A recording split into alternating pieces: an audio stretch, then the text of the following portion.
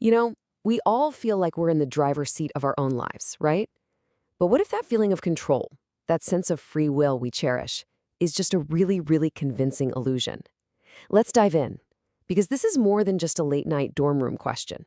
This gets to the very core of who we think we are. So let's just cut right to it. Is that you writing the story of your life, or are you just turning the pages?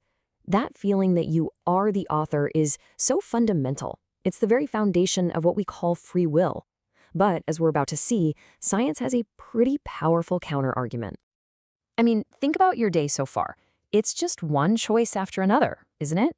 These little decisions create this constant lived experience of being in charge. We feel it in our bones that we could have chosen differently. And that feeling, that's the first piece of this whole puzzle. Okay, now let's flip the coin. Let's look at the scientific case against free will. This is an idea called determinism, and it paints a picture of a kind of clockwork universe, a single, unbroken chain of cause and effect that started, well, long before any of us were around. This whole idea was perfectly captured by the scientist Pierre-Simon Laplace in this incredible thought experiment. Just imagine a kind of superintelligence. He called it a demon that knows the exact location and momentum of every single particle in the universe. Well, according to the laws of physics, this demon could calculate the entire future and the entire past. For this demon, nothing would be uncertain. Wild, right? So how does that cosmic idea lead to you choosing coffee this morning? Well, the deterministic view says it's all one long, unbroken chain. The Big Bang kicks things off. The laws of physics just do their thing relentlessly. Billions of years go by, and these forces shape your genes, your experiences, everything that makes your brain what it is right now.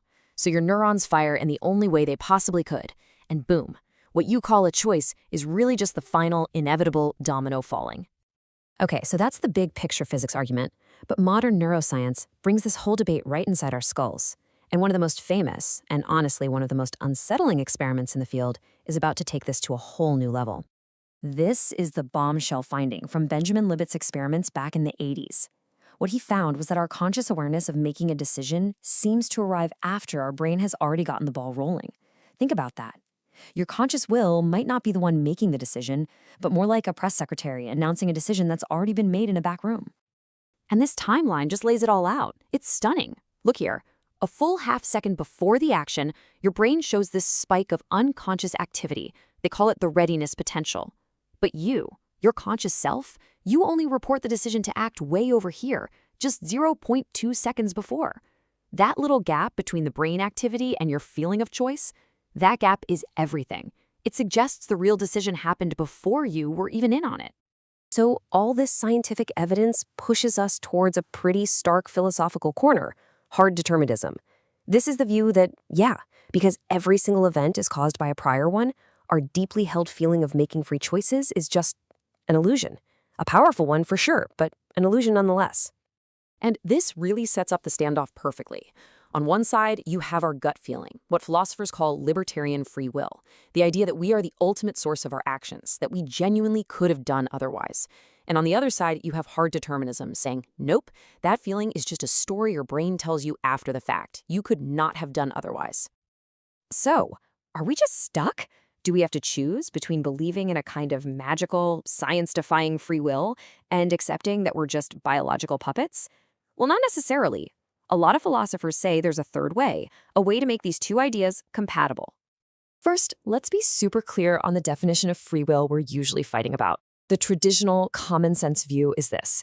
It's the ability to have chosen differently. If you could rewind the universe to the exact moment you made a choice, you could have picked something else. But compatibilists, like the philosopher Daniel Dennett, come along and say, hold on, maybe we've been defining free will all wrong. They suggest a different definition, one that doesn't need to break the laws of physics. For them, freedom isn't about being some kind of uncaused cause. It's much simpler. It's being able to act on what you want to do without somebody else forcing you. And this is the absolute key. This is the shift in thinking. If you're writing an essay on this, this is your core argument. A compatibilist would say, look, your choice to drink coffee was free. And why? Because you wanted coffee. No one was holding a gun to your head. The action flowed from your internal desires and beliefs. So what if those desires were shaped by a long chain of cause and effect? The point is that causal chain runs through you. Now, this isn't just a fun philosophical game. Redefining freedom like this has massive, real-world consequences, especially when it comes to our ideas about praise, blame, and our entire justice system. I mean, this is the question that could shake our legal system to its very foundations. Think about it. We don't blame a computer for crashing. If a person's bad actions are just the inevitable result of a long chain of causes completely outside their ultimate control, how can we truly blame them? This chart lays out two radically different ways to think about justice. Over on the left, we have retributive justice, which is pretty much what we have now. You'll notice its core assumption is free will. Because of that, the goal is punishment, because people are seen to deserve it for their bad choices. But look at the right, consequentialist justice.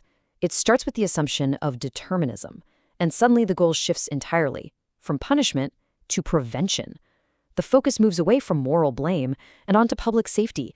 So, in a world that fully accepts determinism, we might still need to lock up dangerous people, but the reason why changes completely. We wouldn't be punishing them for being evil. It would be more like quarantining them to protect society, the same way we'd quarantine someone with a highly contagious virus. It's a huge shift, and some would argue a much more humane one. And so this is where we're left. We're sort of caught in this incredible tug of war. On one side, you have science telling us this objective, third-person story about cause and effect. And on the other, you have the undeniable first-person reality of your own consciousness, which screams that you are free. So maybe we are philosophically trapped. But here's the thing. Every single day, we have no choice but to live as if we're free. We make plans, we feel regret, we praise people for their kindness and blame them for their cruelty. Our entire human world is built on this feeling. So the final question for you is, in the face of all this scientific doubt, is that simple act of living as if we're free, is that faith enough?